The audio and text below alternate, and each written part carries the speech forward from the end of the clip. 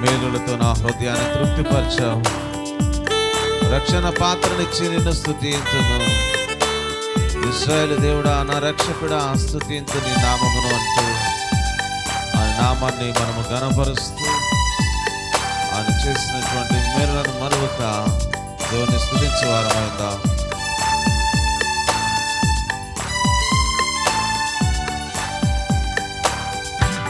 మేలులతో నా హృదయం తృప్తిపరచినావు. రక్షణ పాత్ర గూర్చి నిన్ను స్తుతింతును.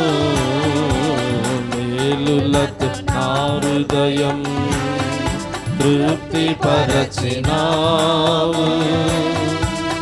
రక్షణ పాత్ర గూర్చి నిన్ను స్తుతింతును. ఇశ్రాయేలు దేవుడా, నా రక్షకా, స్తుతింతును నీ నామమును.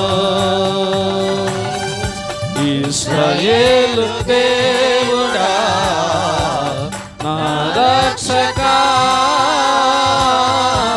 స్తుతింతును నీ నామమును.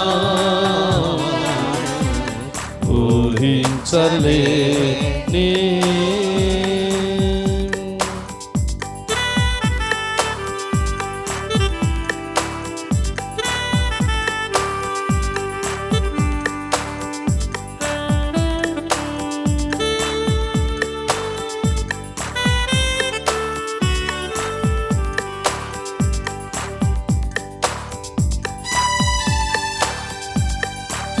నా దీన స్థితిని నీవు మార్చినావు. నా జీవితానికి విలువనిచ్చినావు. నీ కృపకు నన్ను ఆహ్వానించినావు. నీ సన్నిధి నాకు తోడునిచ్చినావు అంటూ దేవుని యొక్క సన్నిధిలో మనల్ని మనం సమర్పించుకుందాం. నా దీన స్థితిని నీవు మార్చినావు. నా జీవితానికి విలువనిచ్చినావు. నా దీన స్థితిని నీవు మార్చినావు.